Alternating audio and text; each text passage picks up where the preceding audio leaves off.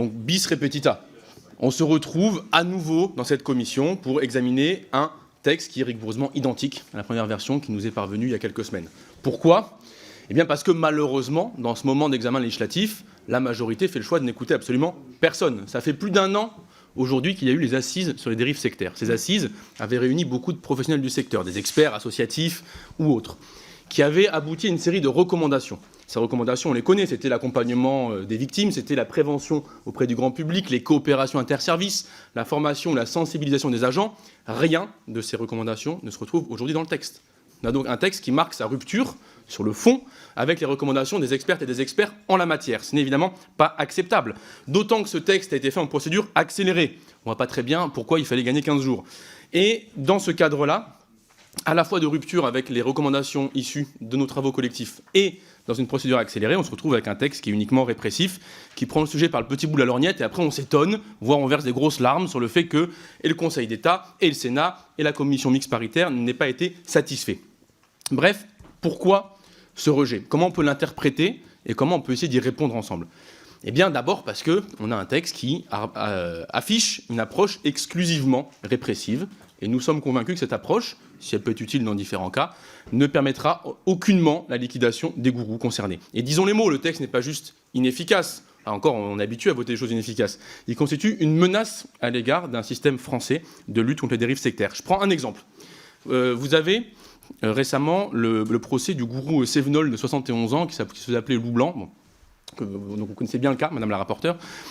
Cet homme a été accusé de viol, d'abus de faiblesse sur personne en état de suggestion et d'escroquerie. C'était les 3 chefs pour lesquels il était poursuivi.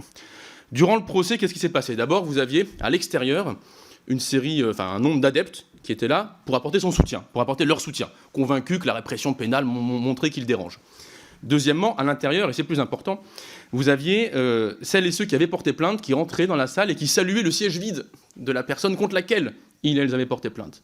Ce qui nous rappelle qu'on peut tirer 3 conclusions de cet exemple. D'abord, le code pénal n'a jamais permis de rompre un rapport de sujétion et une emprise. Il peut donner une aide à certains moments pour une poursuite, mais il ne suffit pas à rompre le rapport de sujétion. Deuxièmement, que les gourous sont des dangers pour l'ordre public et que la loi permet de les déférer. C'est le cas que je vous cite ici. Troisièmement, que la sujétion non seulement ne disparaît pas par l'enchantement du procès, mais que ce qui compte, c'est la capacité à accompagner les victimes au cours de ce procès, à la fois pour qu'elles se détachent du gourou contre lequel elles ont porté plainte, mais aussi pour qu'elles restent tout au long de la procédure, parce qu'on a connu par exemple dans les procès autour de Raël, un grand nombre de victimes qui se retiraient de la procédure en cours.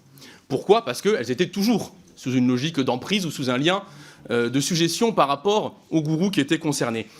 Et cela pourrait sembler parallèle à notre texte, voire orthogonal, mais ça ne l'est pas, car votre article 3, dès lors qu'il retire le monopole pour se porter partie civile aux associations reconnues d'utilité publique, il permet à n'importe quelle association qui aura votre sympathie de s'y substituer. Ce qui signifie que nous n'avons aucune garantie sur la capacité à accompagner les victimes, les prendre en charge, les soutenir psychologiquement au cours de l'épreuve que représente ce procès. Bref, ce texte semble croire aux seules vertus de la répression pénale, que vous parvenez tout de même à désorganiser, pour arracher les consciences à certaines formes de dérives sectaires. Là où, au contraire, il me semble que le XXe siècle montre que le recul de ce type de croyances et de suggestions a été avant tout dû à l'école, aux soignantes et aux soignants, à la démocratisation des sciences. Et c'est le sens des amendements qu'on va déposer aujourd'hui, qu'on redéposera à nouveau, celui d'avoir un renforcement de la République, car il nous semble que c'est le seul chemin pour libérer les consciences et pour pouvoir voter un texte consensuel.